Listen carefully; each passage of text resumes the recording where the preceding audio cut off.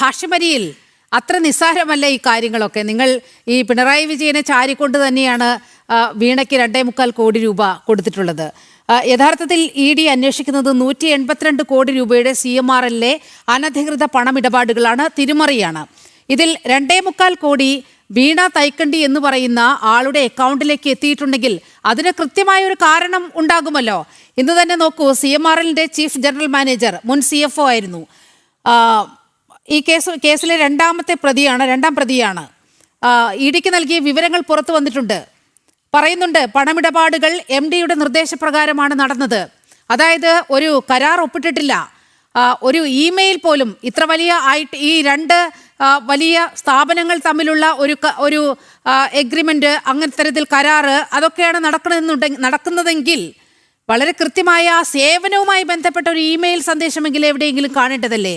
പക്ഷേ പണം അങ്ങോട്ട് കൈമാറുന്നതിനുള്ള ആ ഇമെയിൽ സന്ദേശം മാത്രമാണ് EDക്ക് കണ്ടെത്താനായത്.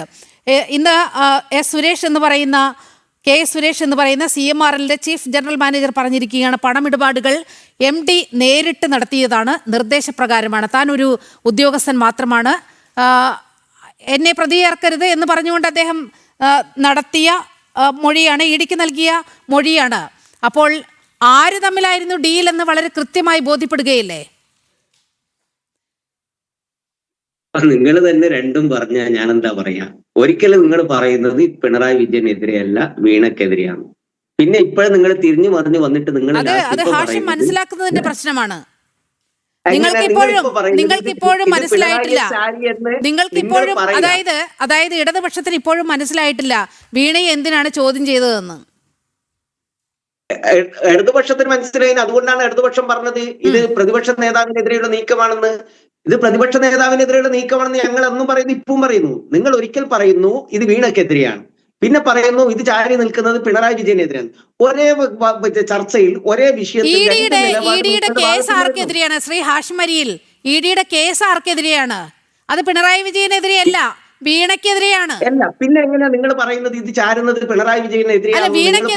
വീണക്കെതിരെ ഒരു കേസുണ്ടെങ്കിൽ നിങ്ങൾ എന്തിനാണ് പിണറായി വിജയനെ വേട്ടയാടുന്നു എന്ന് പറഞ്ഞുകൊണ്ട് തെരുവിലിറങ്ങി ഇത്ര വലിയ തോന്നിയവാസം കാണിച്ചു കൂട്ടുന്നത്? തെരുവിലിറങ്ങി ആ തോന്നിയവാസമൊന്നുമില്ല. ആ നിങ്ങളുടെ വിഷയം അടക്കം നിങ്ങൾ ചീമുട്ട എറിയുന്നതും ഇതുപോലെ ചുടുകട്ട കൊണ്ട് ആ കാറിന് നേർക്ക് ഇടിക്കുന്നതും ഒക്കെ തോന്നിയവാസമല്ലാതെ ഇത് രാഷ്ട്രീയ പ്രബുദ്ധതയുള്ള ആര് ചെയ്യുന്ന പണിയാണിത്? ഇവിടെ എല്ലാ പ്രബുദ്ധതയുള്ളവരുടെ സമരം എന്തായിരുന്നു? ഇവിടെ പോലീസ് സേനയെ നിയന്ത്രിച്ച് DGPമാരുടെ നേതൃത്വത്തിൽ ഇപ്പൊ അടുത്ത കാലത്ത് BJP ഒരു സമരം നടത്തിയല്ലോ. ആ സമരം എന്തിനാ ഉണ്ടായതെന്ന് പറയേണ്ടില്ലല്ലോ. അയൽവാസി ആക്രമിച്ചതിന്റെ പേരിൽ ഒടുവിൽ കഴിഞ്ഞ പ്രതിയെ ഒരു കേന്ദ്രത്തിൽ വെച്ച് പിടികൂടാ. ആ പിടികൂടിയതിന്റെ പേരിൽ സമരം നടത്താൻ പോയിരിക്കുന്ന മുൻ DGPമാർ അവര് പോലീസിനെതിരെ ചെയ്തിരിക്കുന്ന അതിക്രമങ്ങൾ എന്തായിരുന്നു? കലാപഭൂമിയാക്കിയിട്ടില്ലേ? താങ്കൾ ഈ പ്രശ്നത്തിലേക്ക് വരൂ. ശ്രീ ഹാഷിമരിയിൽ താങ്കൾ പറയുന്ന വാദത്തിന് വേണ്ടി വാദിക്കാം. അപ്പോൾ പോലും വീണയുടെ കമ്പനി CMRLന് നൽകിയ സേവനം എന്താണെന്ന് ഈ ഘട്ടത്തിലെങ്കിലും നിങ്ങൾക്ക് പറയാൻ കഴിയുമോ?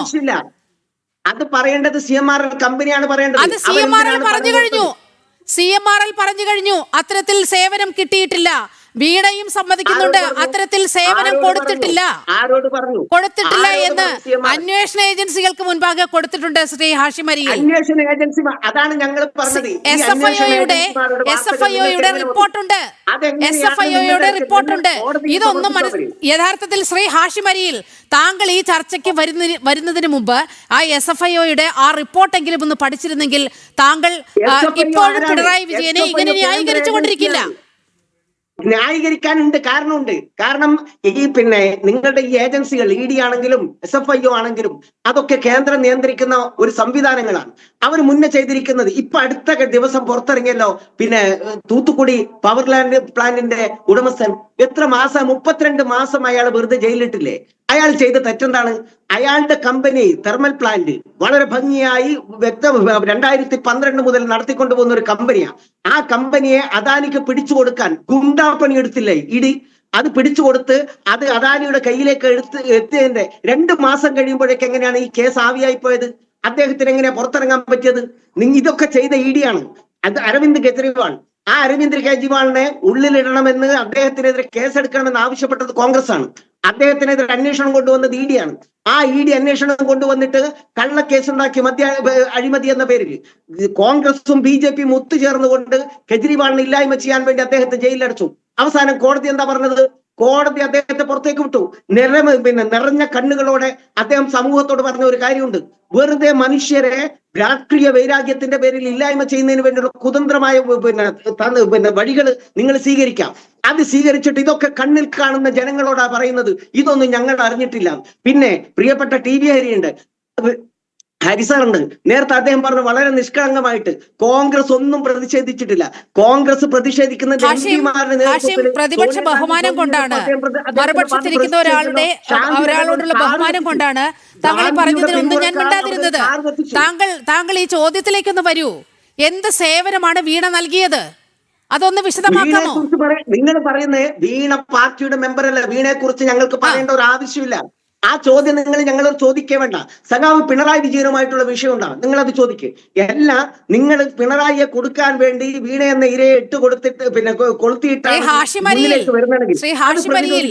വീണ എന്ന് പറയുന്നത് പിണറായി വിജയന്റെ മകളാണ്.